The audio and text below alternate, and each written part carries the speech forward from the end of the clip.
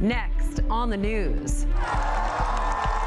The world finally sets its eyes on Pope Francis, the Holy Father, coming home from the hospital over the weekend. Hear his first in-person message to the people of faith. The Diocese of Brooklyn's Lenten pilgrimage is in full swing. Bishop Robert Brennan spent his weekend helping the young hear God's call, and the adult faithful spent time with Christ in the Eucharist. Plus, a limited time offer from a local supermarket chain, but this sale doesn't impact your wallet. Your next trip to the grocery store could feed the hungry. I'm Katie Vasquez, and I'll have that story coming up. I'm Christine Persichetti. Currents News starts right now.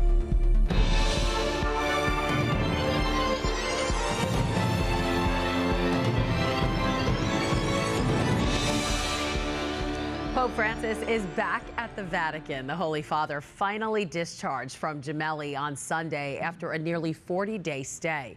But before the Pope made his journey home, he said hello to his flock. The crowd outside Jubilee Hospital erupts in cheers as Pope Francis made his first public appearance since being admitted on February 14th. On the balcony of the hospital, the Holy Father appeared weak, but in a raspy voice, he greeted the faithful. Grazie a tutti.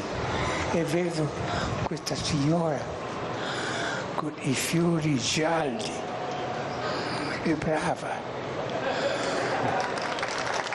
For the last 5 weeks, the Pope has been undergoing treatment for double pneumonia and respiratory infections. People have been praying here for his recovery every day. Now they're celebrating. Emozionante. Exciting. Very beautiful because he's everyone's Pope. He's a good Pope. He's our dad. After being discharged, Pope Francis made a stop in front of the Basilica of St. Mary Major, the patron saint of Rome. He didn't get out of the car, just left some flowers for the head of the basilica. Then he returned to the Vatican, where he will continue his recovery. Doctors say he can't exert himself for the next 2 months and has to avoid large gatherings. The faithful just happy to see that their prayers for the Pope have been answered. We came all the way from Brazil just to see the Pope, and then after we booked the trip, and then he got sick, so we took all the way to come here just to see him, so a lot of emotion for us. So very, very, very good moment. According to the Vatican's website, the Pope's next scheduled activity is the Jubilee of the Sick and Healthcare Workers on April 6th, but there's no word on how the Pope will take part. More than a dozen pilgrims from the Diocese of Brooklyn are currently in Rome to celebrate the Jubilee. The faithful from St. Ephraim Parish in Diker Heights left for the Eternal City on Sunday, where they have more than a week of activities planned to commemorate the 2025 Holy Year. This will include their pastor, Father Robert Adamo, celebrating a Mass with Brooklyn Auxiliary Bishop James Massa at the Vatican. For continuing coverage of the Pope, plus all things Jubilee, be sure to stick with Currents News and the tablet.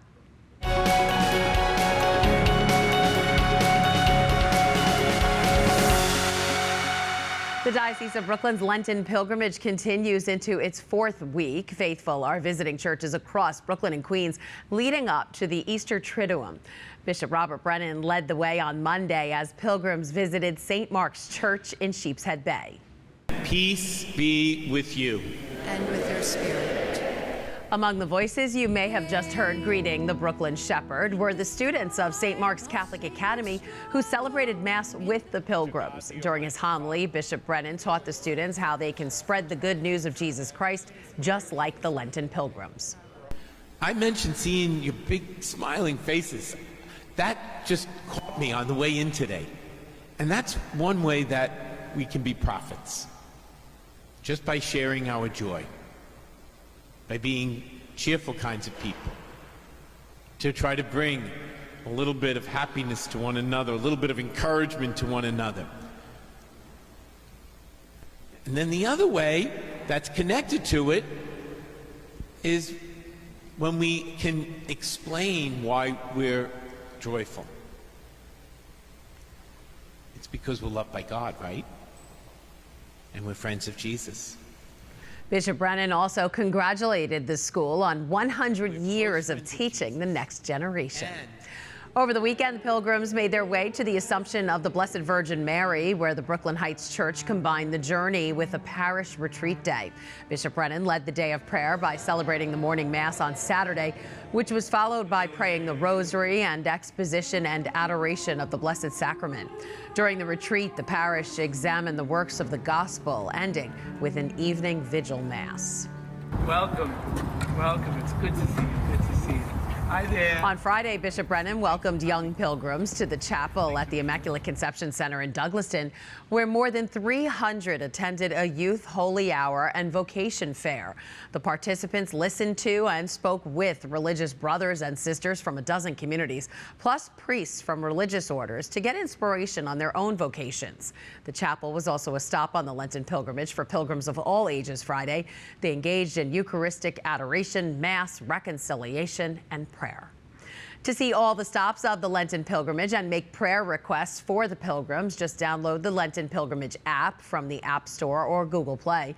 You can also get more information by visiting lent.dioceseofbrooklyn.org.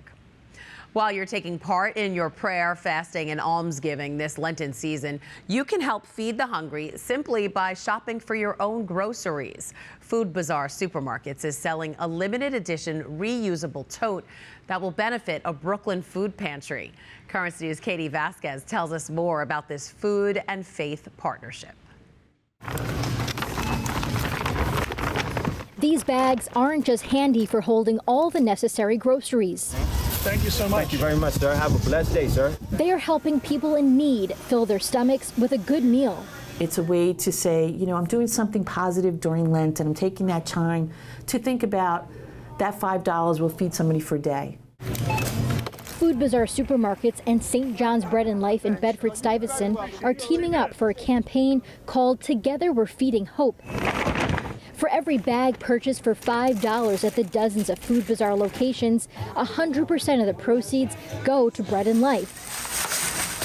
The fundraiser kicked off at the beginning of March, and it's been doing well so far. We did some quick math, and we sold thousands and thousands of bags, which equates to over $50,000. Executive Vice President of the New York City Supermarket Group, Edward Suh, says his stores pair perfectly with the Bed-Stuy Food Pantry's mission. They provide meals and food to the people that need it the most. And a lot of our locations, in fact, most of our locations are in areas that are a bit distressed. And we feel it's our responsibility as a member of that particular community to give back in our own way. It comes at a time when families are struggling, and Bread and Life is seeing more and more people asking for help. It's mostly older folks who are struggling. They tell you they have to make a decision between rent and medical expenses, and so food is always at the end. Dawn! Guests like Dawn Brabham are proof that the donations will go far. The Brooklyn resident has relied on Bread and Life for 2 decades. A great deal, you know, especially when prices is high, you know, so it will help a great deal. The limited edition tote will be available in stores until April 21st. Katie Vasquez, Currents News. And finally tonight, even after St. Patrick's Day, Catholics in Bay Ridge are still showing off their Irish pride. The community held their 30th annual St. Patrick's Day parade on Sunday. Marchers walking for more than a mile from Marine and 3rd Avenue to show off their faith and Irish heritage. The parade included music and dancing, and leading the way as Grand Marshal was Deacon Kevin McCormick, the superintendent of Catholic schools for the Diocese of Brooklyn. What fun. That is this Currents News Update. I'm Christine Persichetti. Thank you for joining us, because we are putting your faith in the news. Hope to see you again next time.